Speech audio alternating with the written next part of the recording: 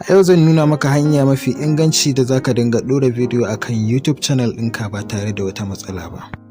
Assalamu alaikum creators. Sau da dama mutane na samun matsala wurin ɗora videos akan YouTube channel sai kaga ba sa samun viewers yanda ya kamata.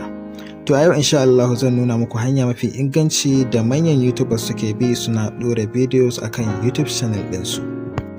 Abu na farko da zaka yi, zaka shigo cikin dashboard ɗin YouTube channel ɗinka kamar haka, sai ka danna nan inda aka rubuta upload video. Daga nan zai kawo ka nan, sai ka danna inda aka rubuta upload file. Zai kawo ka nan, sai ka zaɓi inda aka rubuta file ɗin nan. Bayan ka shiga zai kawo ka inda zaka zaɓi videos ɗin da kake buƙatan ka ɗora a YouTube channel. Bayan ka zaɓa zai ɗan yi loading kaɗan, daga nan zai kai ka inda zaka cike sauran bayanai akan bidiyo. Bayan ya kawo ka nan, sai ka zo daga nan sama sai ka goge wannan rubutun, sai ka rubuta sunan da kake so ka saka ma bidiyon naka. Misali gashi nan yanda ake buɗe YouTube channel.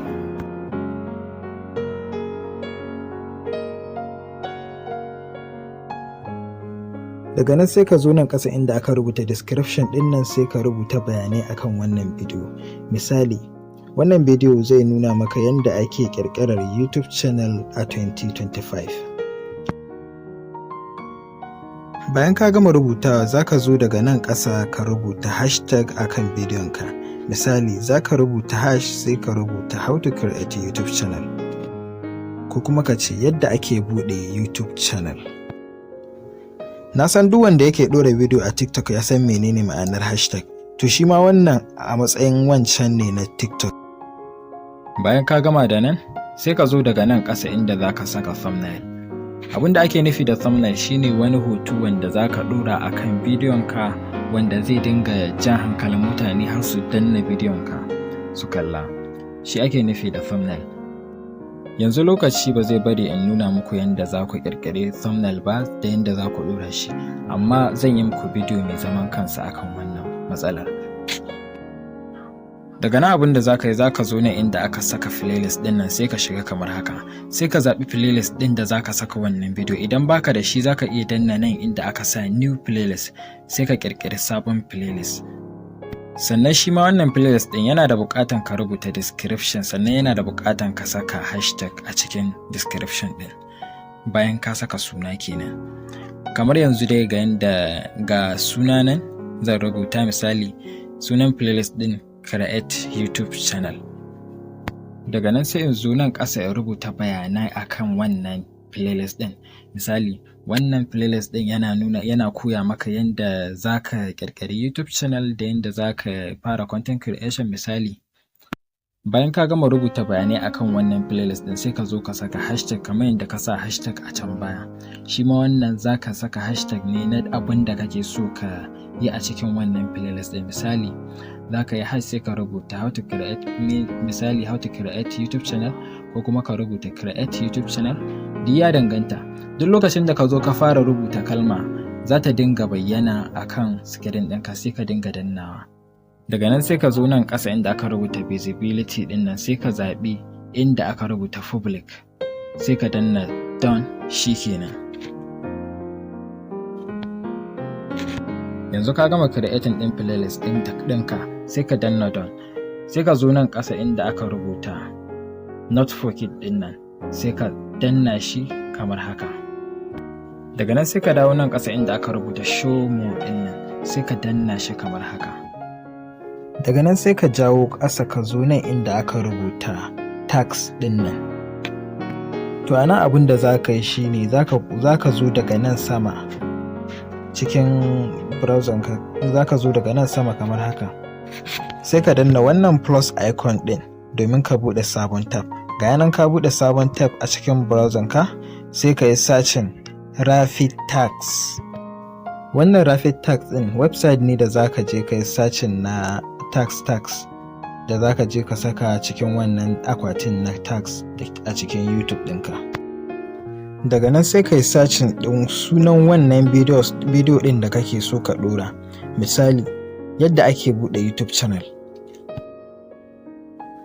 Bayan ka rubuta kamar haka, sai ka danna wurin search domin ka yi searching. kana danna wurin sacin zai kawo ma tax kamar haka. Sai ka zo daga nan ƙasa sai ka danna wannan alamar ta kwafi. Bayan ka yi kwafi sai ka dawo daga nan sama ka danna wannan alamar. Za ta kawo ma tap ɗinka sai ka koma daidai inda YouTube Studio ɗinka gashi nan sai ka shige shi kamar haka. Zai buɗe ma sai ka koma can inda wa'annan alamar tax ɗin take sai ka yi pasting ɗin wannan abin da ka yi kwafi, wannan tax ɗin da ka yi kwafi. Misali abin da za ka yi shine za ka zo daidai gurin sai ka danne kamar haka, zai nuna ma alamar pasting sai ka danna wannan paste ɗin ga ta nan sai ka danna ta kamar haka. To kaga yanzu na yi pasting ɗinsu. Sannan kuma wannan shi ma amfanin shi YouTube algorithm zai fahimci cewa ga abin da kake nufi da bidiyon ka. Sai ka zo nan gurin video language, za ka iya danna shi ka zaɓi language ɗin bidiyon ka, amma duk waɗannan ba dole ba ne sai ka yi su. Sannan za ka iya saita location ɗin da kake so ka tura wannan bidiyo kamar haka. Za ka zo daga nan sai ka yi searching ɗin inda kake so wannan bidiyon a fi nuna shi. Misali za ka rubuta Nigeria, to sai ka zaɓi, idan ma ka yi searching ɗin Nigeria ɗin za su nuno ma jerin wurare a cikin Nigeria, sai ka zaɓi wanda kake so. Da haka ni bari in zaɓi wannan na Nigeria, gashi nan na zaɓa, shikenan na gama da wannan matsalar. Daga nan sai ka zo nan ƙasa inda aka rubuta license ɗin nan sai ka zaɓi, sai ka shige shi misali. Bayan ka shige shi zai kawo ma zaɓuka guda biyu, akwai Creative Commons, akwai Standard YouTube License. Za ka zaɓi abin da mutane suke amfani da shi shine Standard YouTube License, sai ka zaɓe shi. Idan kuma ka zaɓi wannan Creative Commons ɗin, wannan Creative Commons ɗin yana nufin kowa zai iya ɗaukar bidiyon ka ya amfani da shi ba tare da izini ba. To kaga wannan shawarar dai da zan baka shine ka zaɓi wannan Standard YouTube License ɗin. Daga nan sai ka zo nan ƙasa inda aka rubuta category ɗin nan sai ka shige shi kamar haka. Amfanin shi shine za ka zaɓi kamar irin wani nau'in bidiyo ne ka yi, waƙa ce, bidiyo ne, entertainment ne, za ka zaɓe shi. Za ka zaɓi duk wanda kake so, duk wanda ka yi bidiyo a kai. Ka gani yanzu ina amfani da science and technology ne, don haka ga science and technology ne shi zan zaɓa kamar haka. Daga nan abin da za ka yi, za ka jawo daga nan gefe, za ka ga inda aka rubuta next, sai ka danna kamar haka. Bayan ka danna next zai kawo ka inda za ka saita end screen ɗinka. Gashi nan, za ka zaɓi end screen. Zan yi muku bidiyo akan yadda za ka saka end screen shi ma. Amma yanzu bari mu wuce gaba. Sannan shi wannan end screen ɗin ba wai dole ba ne, shi yasa ba zan tsaya dole sai na yi magana akan shi ba. Sai ka zo ka danna next, ka wuce gaba. Bayan ka danna zai kawo ka inda za ka duba ka gani in akwai copyright a bidiyon ka. Gashi nan sun rubuta min no copyright issue. Idan suka nuna ma copyright found, to shine kana da copyright. Don haka ka tabbatar ka duba da kyau, idan ka ga an rubuta no copyright issue shine za ka ci gaba da ɗora bidiyon ka. Idan kuma ka tabbata ka gano cewa akwai copyright a bidiyon ka, to kada ka zaɓa. Kada ka ci gaba da ɗora wannan bidiyo, ka dawo baya. Daga nan sai ka danna next, zai kawo ka nan, sai ka zo nan inda aka rubuta public ɗin nan, sai ka zaɓe shi kamar haka, sai ka ƙara wucewa gaba. Daga nan sai ka zo daga nan gefe, za ka ga inda link ɗin bidiyon ka yake, gashi nan sai ka danna shi ka yi kwafi. Misali ko da za ka tura ma wani shi, za ka tura ma wani link ɗin, sai ka je kawai ka tura ma wani shi. Bayan nan ne sai ka zo nan inda aka rubuta public, sai ka danna shi kamar haka. Shikenan yanzu ka gama ɗora bidiyon ka akan YouTube. Wannan abin da suka nuna ma yana nufin idan za ka yi sharing ɗin bidiyon ne zuwa ga wasu mutane. Nan ma dai sun nuna ma ga alamar kwafi nan, to link ne na wannan bidiyon. In ka ga dama kai kwafi, in baka ga dama ba sai ka danna cancel, zai ɓace. Shikenan yanzu kana cikin dashboard ɗin YouTube channel ɗinka. Idan kana so ka ga bidiyon ka, za ka zo nan inda alamar bidiyo ɗin nan sai ka danna ta kamar haka.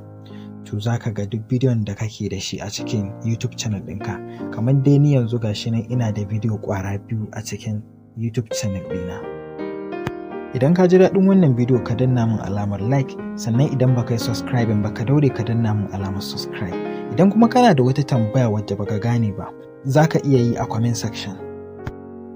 Ni ne naku Mus'ab G, sai mun haɗu a bidiyo na gaba.